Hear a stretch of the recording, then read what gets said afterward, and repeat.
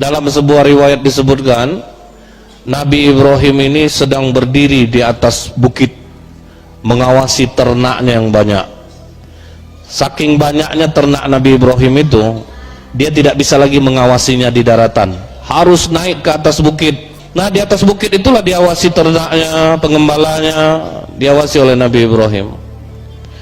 Sedang mengawasi ternak, tiba-tiba datang orang tua laki-laki, didekatinya Nabi Ibrahim.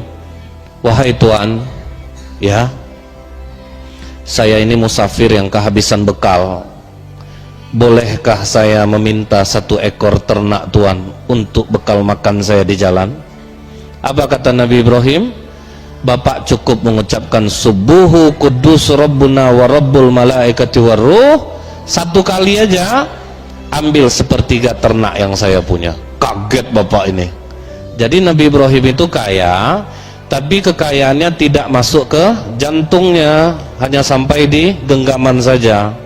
Nah, kemudian Nabi Ibrahim katakan lagi kepada bapak ini, kalau bapak ulangi sekali lagi Pak, udah Pak, ambil separuhnya aja ternak saya nih. Makin kagum bapak ini. Waduh, ini kaya tetapi kok dermawan banget ya, kok nggak ada hitung-hitungannya. Apa akhirnya, apa kata bapak ini? Ibrahim, sebenarnya aku ini adalah Jibril. Aku turun untuk mengujimu. Pantaskah engkau menjadi Khalilullah atau tidak? Pantas tidak kau menjadi teman dekat Allah? Ternyata pantas. Walaupun kau kaya, Allah lebih tinggi di hatimu daripada kekayaanmu. Aku kembalikan lagi ternak yang telah kau berikan tadi kepadaku. Apa kata Nabi Ibrahim? Sekalipun aku sekarang tahu bahwa engkau adalah Jibril, aku tidak akan mengambil lagi sesuatu yang telah aku beri atas nama Allah. Tidak mau diambil. Dia berikan semua, ambillah. Tapi akhirnya yang sudah diketahui bahwa ini Jibril, tetap Nabi Ibrahim akhirnya berikan kambing itu untuk orang-orang miskin. Begitu datang masa berkurban, Nabi Ibrahim tidak tanggung-tanggung kurbannya. Jadi dalam riwayat disebutkan Nabi Ibrahim itu berkurban sendirian 300 ekor sapi, 100 ekor onta, 1000 ekor domba. Itu sendirian aja. Coba kalau sapi 15 juta kali 300 ekor sudah berapa miliar? Kambing 1 juta, 2.500.000 kali 1000 sudah berapa miliar? Onta 23 juta kali 100 sudah berapa miliar? Santai aja, sendirian aja, nggak ada bantuan siapa-siapa. Jadi makanya kalau kita mengkaji sejarah seperti ini, membuat kuat jiwa kita, membuat tawaduk gitu ya. Waduh, belum seberapa kita lagi.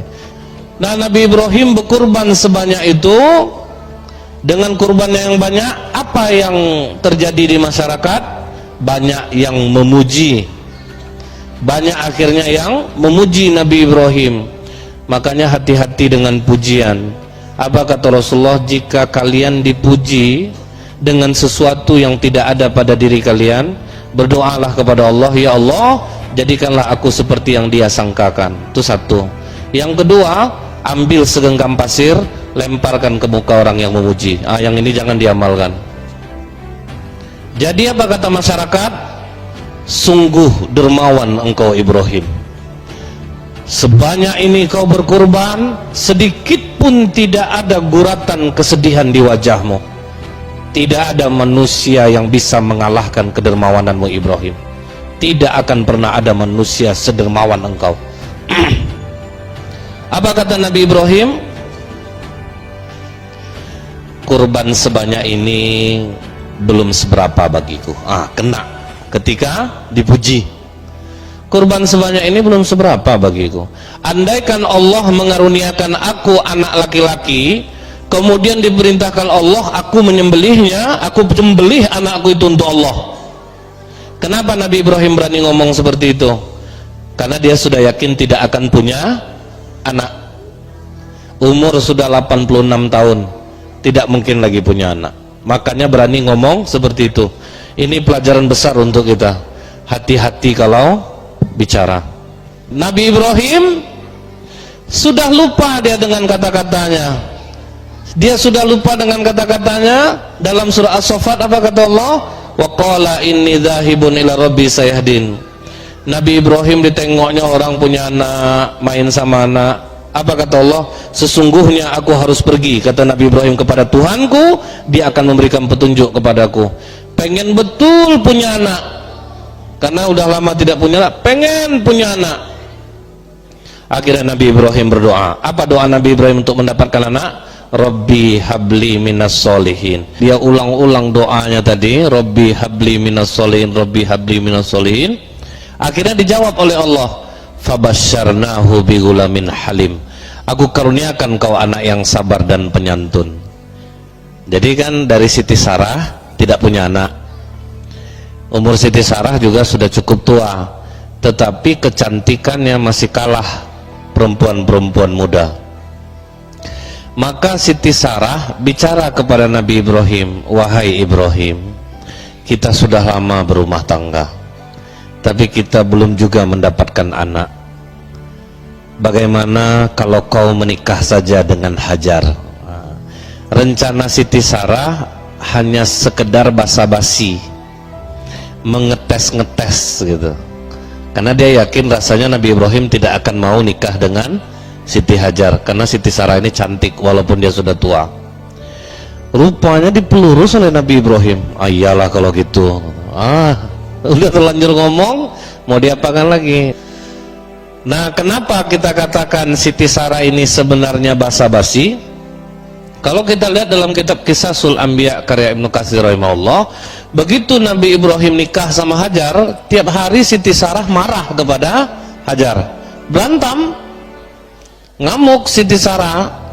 Jadi orang poligami itu, cemburu itu dari zaman dulu tuh udah memang cemburu. Jadi nggak usah heran, pasti ada masalah, itu pasti. Siti Sarah sering ngamuk sama Siti Hajar, sampai Siti Hajar meninggalkan rumah, nggak tahan lagi dia. Malaikat Jibril menghampiri Siti Hajar, wahai Hajar, jangan engkau tinggalkan rumahmu, kau dalam keadaan mengandung. Disitulah Hajar sadar bahwa dia mengandung.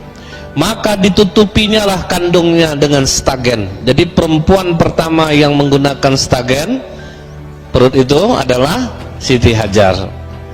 Cuman kandungan semakin lama semakin besar, tidak bisa ditutupi lagi. Akhirnya Siti Sarah pun tahu dan meradang.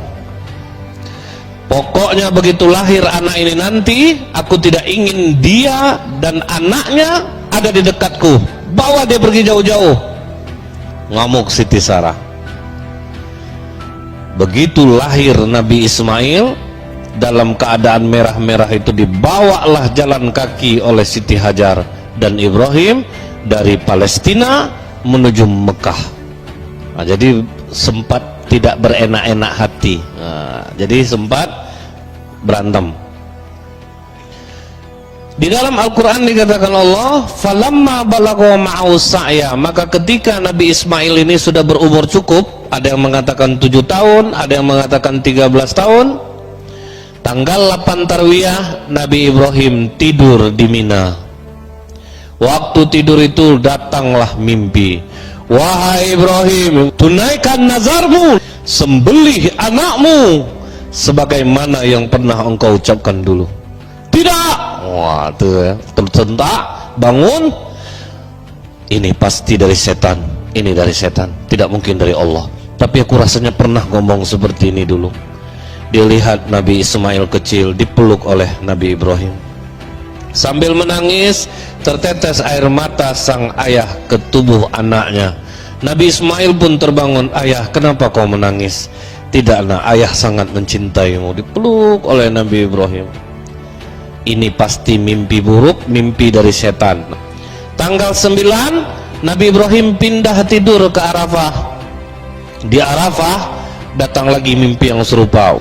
Kali ini Nabi Ibrahim bangun, langsung dia meyakinkan dirinya, ini mimpi dari Allah, akan aku sembelih anakku.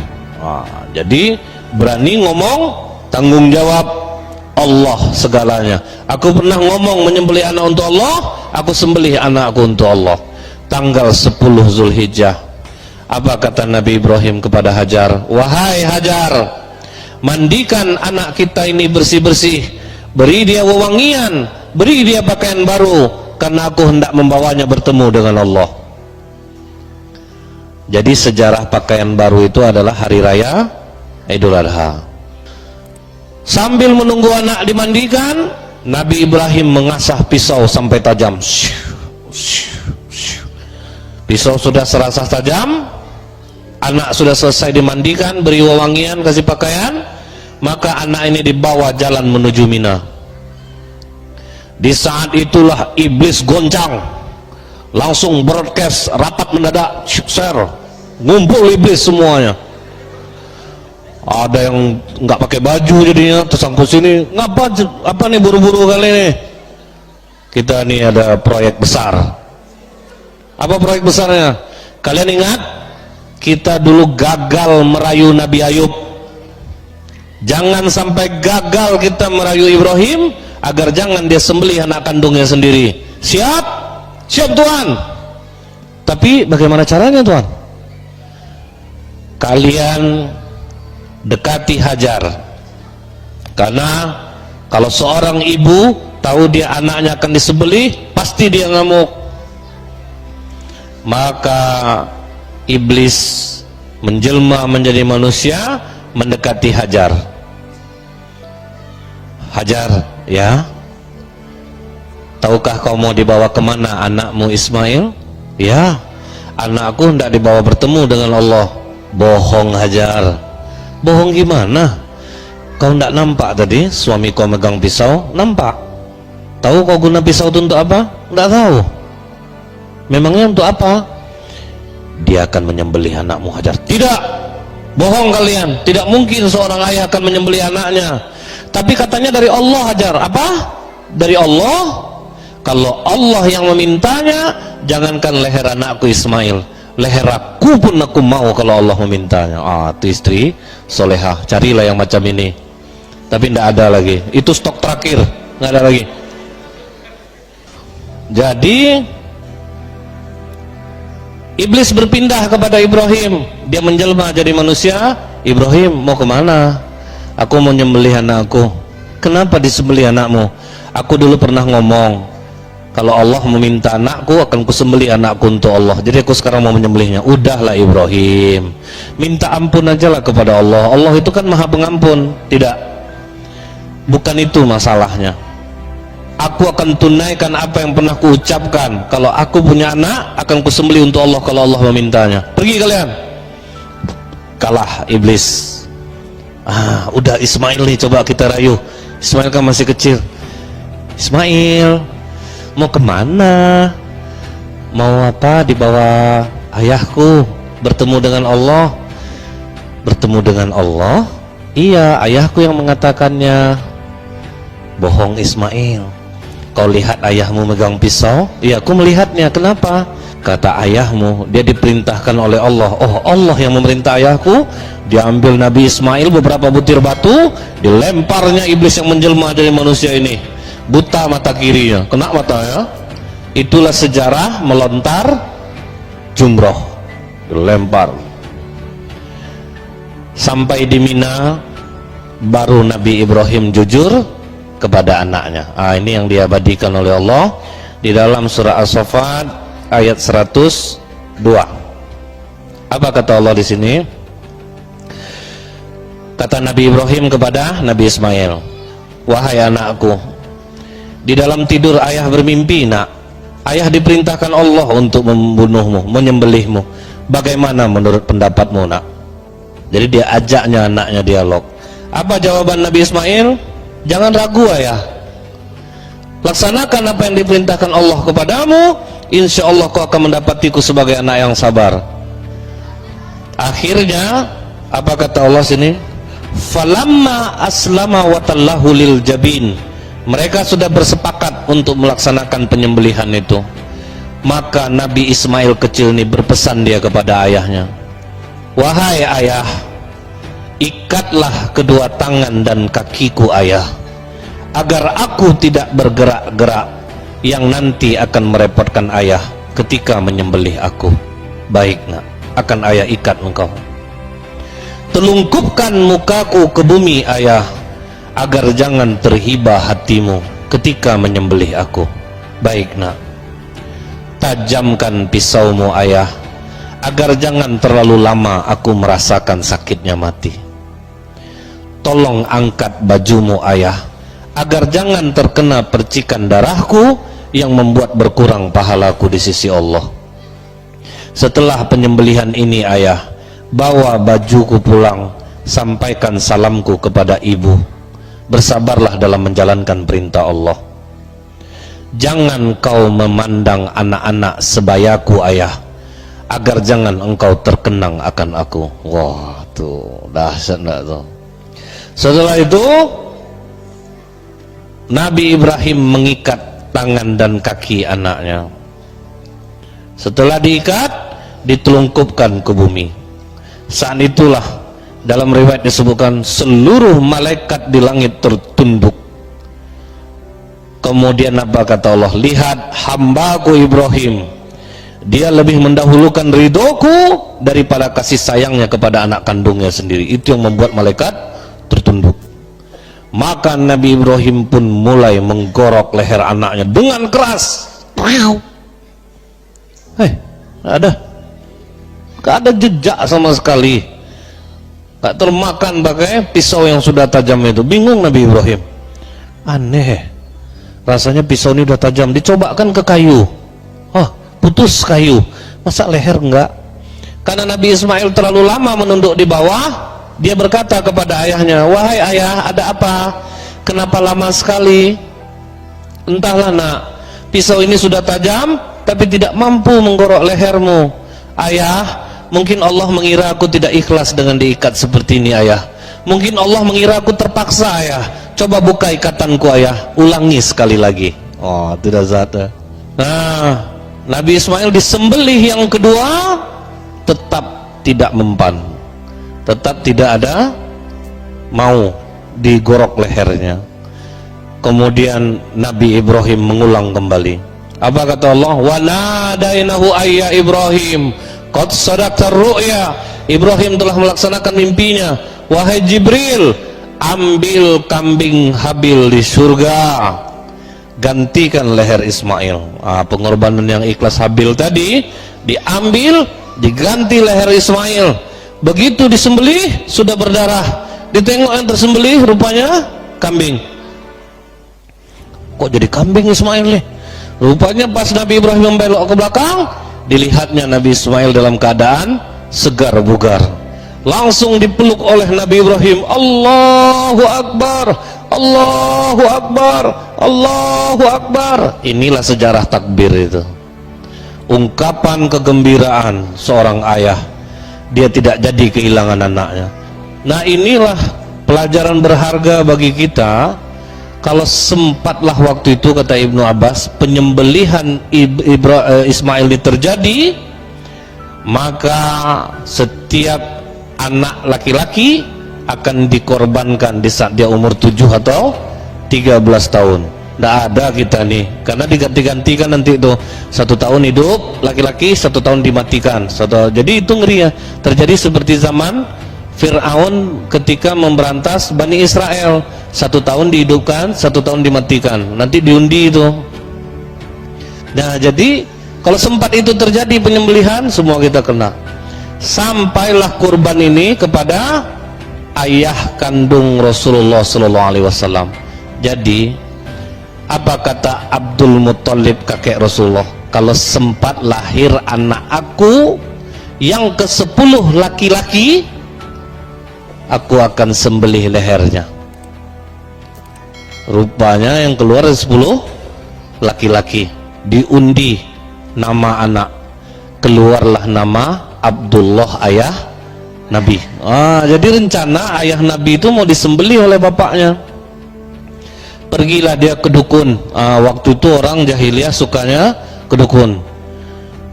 Mbak dukun, aku sayang sama anak aku nih, aku pernah mengucapkan akan menyembelihnya.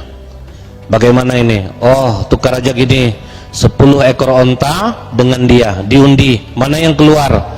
Kalau sempat nama dia yang keluar, tambah 10 lagi. Mesti nama dia yang keluar, tambah 10 lagi. Sampai nanti onta yang keluar. Kalau onta yang keluar, baru ontanya yang disembelih. Rupanya diundilah 10 onta nama ayah Nabi, 10 onta yang nama, terus ayahnya yang keluar. Sampai yang ke 100, baru keluar onta. Jadi untuk menebus ayah Nabi itu, kurbanlah 100 ekor onta. Makanya kata Rasulullah, aku ini anak dan cucu dari dua orang yang akan disembelih, yaitu Ismail dan ayah kandungku sendiri Abdullah. Jadi inilah kurban yang hakiki.